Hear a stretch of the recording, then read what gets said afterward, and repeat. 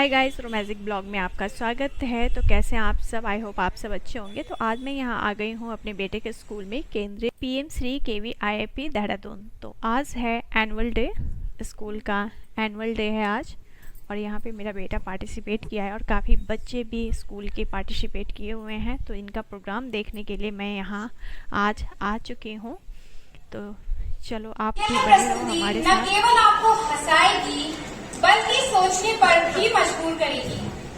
तो आइए तालियों की गड़गड़ाहट के साथ स्वागत करें हमारे प्रतिभाशाली विद्यार्थियों का, जो प्रस्तुत करने जा रहे हैं जामुन का पेड़।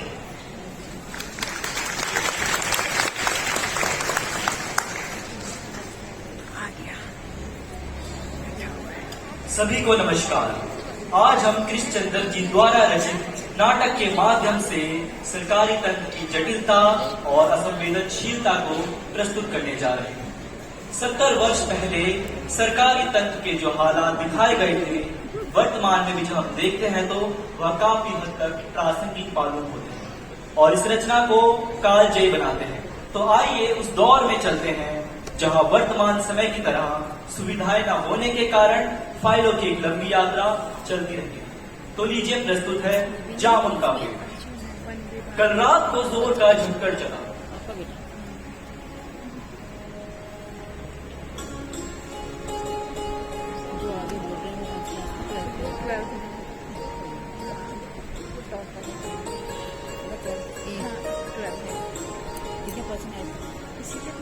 सर बोल रहे थे ना अभी, वो मैम बोल रहे थे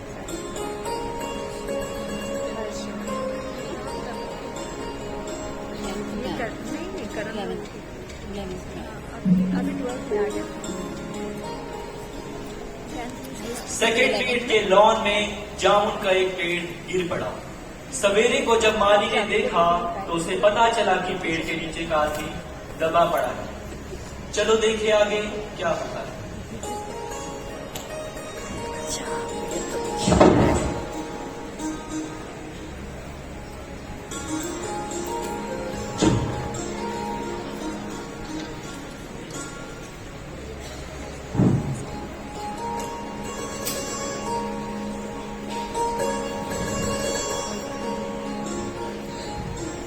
अरे भैया, ई का हुई गवा पूरे बगीचे में पत्ते ही पत्ते बिछे हैं। यहाँ तक कि जामुन का पेड़ भी गिर गया। जरा देखो तो इस पेड़ को। क्या इसके नीचे एक इंसान है? अरे मुझे किसी को बुलाना पड़ेगा। अरे रामलाल जी। अरे क्या हुआ माली जी, चाय गिराओगे क्या? वहाँ बगीचे में एक इंसान पेड़ के नीचे दब गया। और पेड़ के नीचे इंसान को दबाए, इंसान के लिए पेड़ पे दब गया। आओ बैठो, चाय वाय पी के चलते हैं। ये चाय पीने का वक्त नहीं है। मारोगे क्या? आप एक बार मेरे साथ चलो तो सही।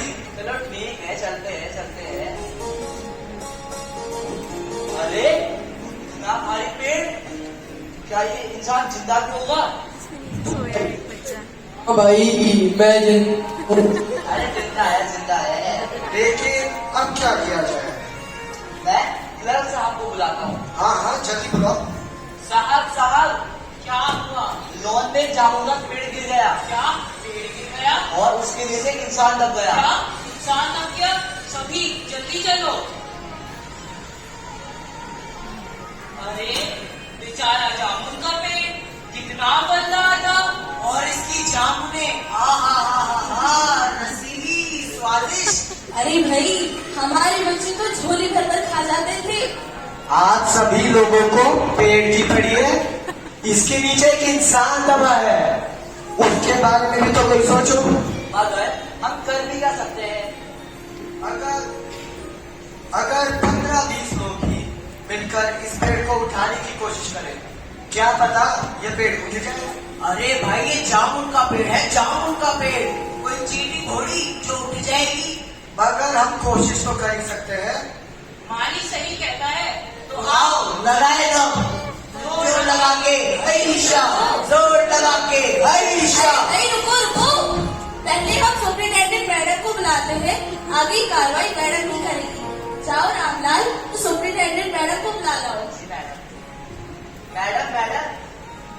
मैडम, अरे क्या हो गया? लॉन में जामुन का पेड़ गिर गया और उसके नीचे एक इंसान दब गया। अरे इंसान दब गया। चलो देखते हैं। अरे भाई क्या हो गया? अरे मैडम जी देखिए ना, इस बेचारे आदमी पर कितना बड़ा जामुन का पेड़ आगे गिर चुका है। आप कहे तो 5-10 आदमी मिलकर पेड़ को हटा देते हैं, आदमी को बाहर निकाल लेते हैं। अरे नहीं ठहरो, ये कृषि विभाग का काम है और हम व्यापार विभाग से संबंधित हैं। मैं इस फाइल को अर्जेंट मांग करके कृषि विभाग को भेजती हूँ, वहाँ से उत्तर आते ही इस पेड़ को हटवा दिया जाएगा। जी मैम, आप जैसा कहो। इसी तरह सरकारी तंत्र में फाइलों को लेकर एक लंबी कार्यवाही प्रारंभ हो जाती है। फाइल एक विभाग से दूसरे विभाग में भेजी जाती है। सुपरिटेंडेंट अंडर सेक्रेटरी के पास जाता है। अरे भाई कोई बचा लो। अंडर सेक्रेटरी डिप्टी सेक्रेटरी के पास जाता है। बचा लो कोई। और डिप्टी सेक्रेटरी ज्वाइंट सेक्रेटरी के पास जाता है। और ज्वाइंट सेक्रेटरी चीफ सेक्रेटरी के पास जाता है।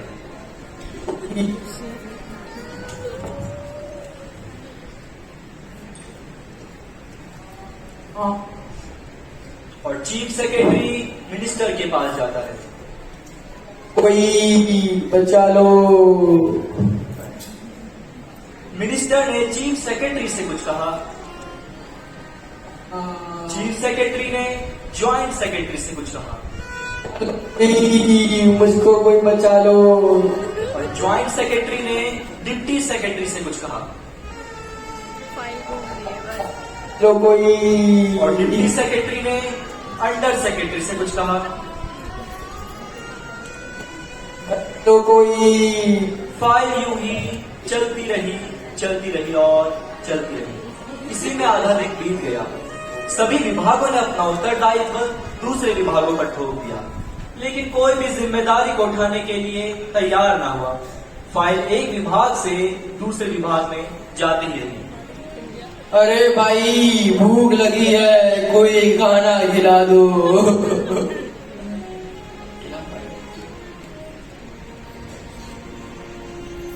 अरे साहब जरा सुनिए। हाँ बोलो, क्या हुआ?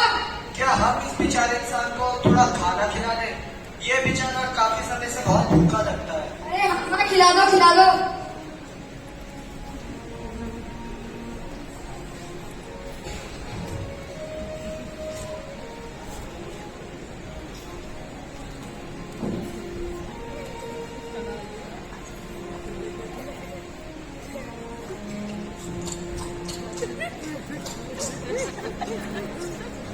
वैसे भाई तुम्हारी फाइल अभी भी चल, लेकिन अगर ये मोटा तना तुम्हारी कमर पर गिरता तो तुम्हारी कमर के टुकड़े टुकड़े हो जाते।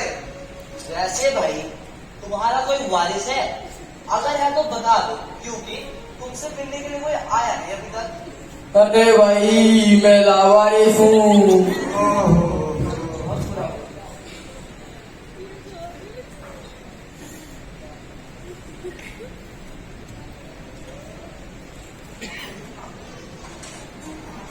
तगाफुल न करोगे लेकिन खाक हो जाएंगे तुम कबर होने तक।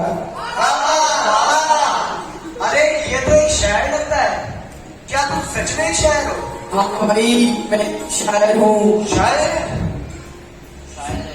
सभी शायर के बारे में एक दूसरे से बोलते हैं और यह बात पूरे शहर में फैल जाती है कि जामुन के पेड़ के नीचे दबा हुआ आदमी एक शायर है। शायर के चारों ओर भीड़ जमा हो जाती है। लोग तरह तरह की बातें करने लगते हैं। अरे अब क्या किया जाए? हाँ अब इस इंसान को कैसे बचाया जाए? अगर इस पेड़ को नहीं काट सकते तो आदमी को ही काट के निकाल देते हैं। देखो भाई, मेरी बात मानो ना तो इसे ठीक बीच से काट कर आधा उधर से और आधा इधर से निकाल देना चाहिए। अरे भाई आजकल तो प्लास्टिक सर्जरी से आदमी को फिर से जोड़ा जा सकता है। अब इस फाइल को मेडिकल डिपार्टमेंट में भेजा जाता है और वहां से डॉक्टर निरीक्षण के लिए आते हैं।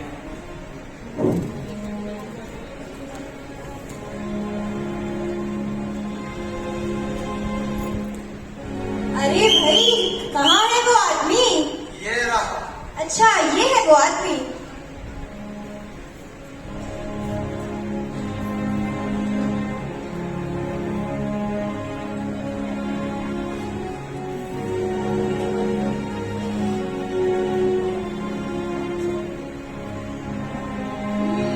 मैं सोच रही थी, अगर मैं इस आदमी को धड़ से काट दे, ये प्लास्टिक सर्जरी तो हो जाएगी और ऑपरेशन सफल भी हो जाएगा, मगर आदमी मर जाएगा। जितना चुभने लगा हूँ सबको, बुरा तो नहीं हूँ। जितना बताते हो उतना बुरा तो नहीं हूँ।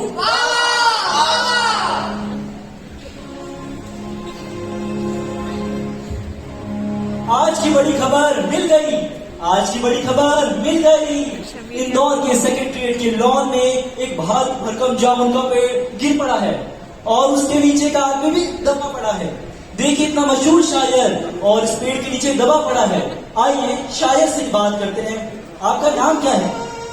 मेरा नाम ओस है। आपको यहाँ कैसा महसूस हो रहा है? मैं यहाँ बहुत दर्द में हूँ, मुझे जल्द से जल्द निकालने की कोशिश की जाए। अरे चिंता मत करो, हम कुछ करते हैं। और देखिए, इधर फाइलों की कार्यवाही चले जा रही है और चले ही जा रही है, लेकिन कोई भी निर्णय आने को तैयार नहीं है। और आगे की जानकारी पाने के लिए आप हमारे चैनल कल तक से जुड़े रहिएगा। मैं पत्रकार चिंटू, कैमरामैन पिंटू के साथ। और अब साहित्य प्रसारणी सभा की सेक्रेटरी उस शायर से मिलने आती है।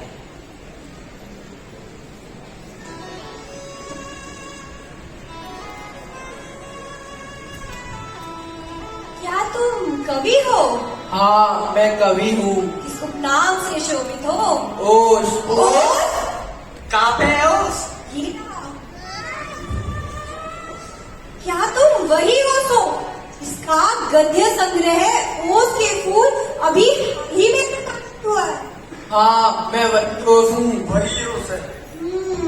आश्चर्य है, तुम तो बहुत बड़े कवि हो, मगर ये कैसी भूल हो गई हमसे? इतना बड़ा कवि और ऐसी गुमनामी में दबा पड़ा है। अरे गुमनामी में अच्छा, रुको रुको, मैं कुछ बंदोबस्त करती हूँ।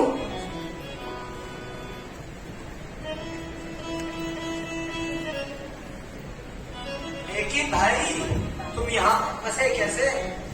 अरे भाई, मैं कल रात शादी से वापस आ रहा था, तभी बहुत तेज बारिश चालू हो गई। मैं बारिश से बचने के लिए पेड़ के नीचे बैठा, पर मेरी बूढ़ी किस्मत, ये पेड़ ही मेरे ऊपर आ गिरा। अरे कोई बचा लो।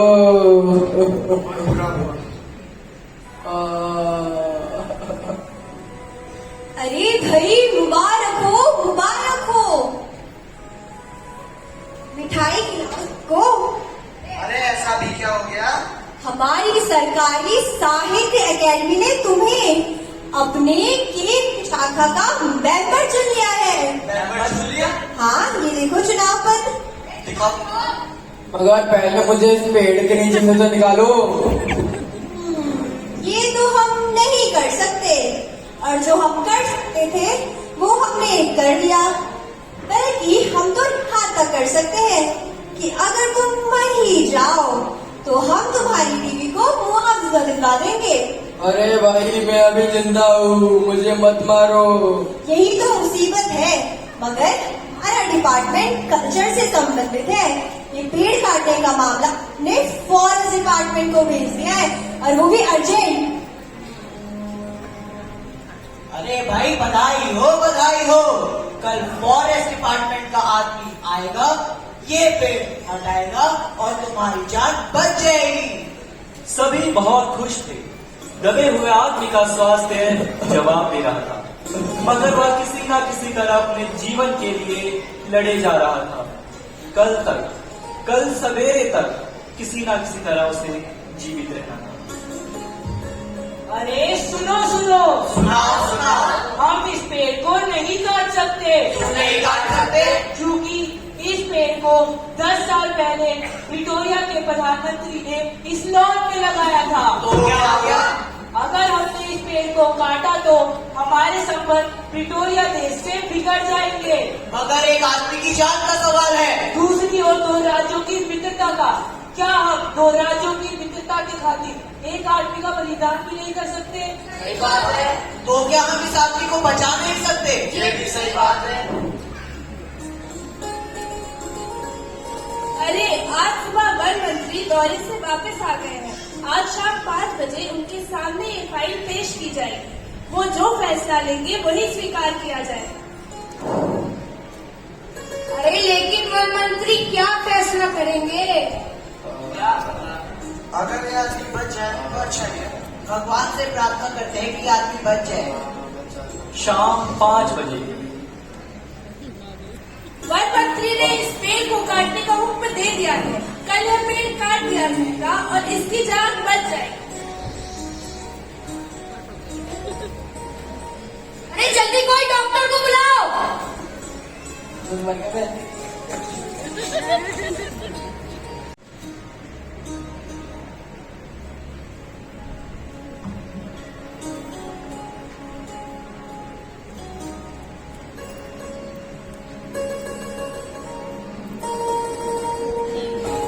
मगर कवि का हाथ ठंडा था, आंखों की पुतलियां निर्जीव और चींटियों की एक लंबी पान उसके मुंह में जा रही। उसके जीवन की फाइल भी पूर्ण हो चुकी। इसी तरह फाइल की यात्रा पूर्ण होने से पहले कवि के जीवन की यात्रा समाप्त हो गई, समाप्त हो गई, समाप्त हो गई।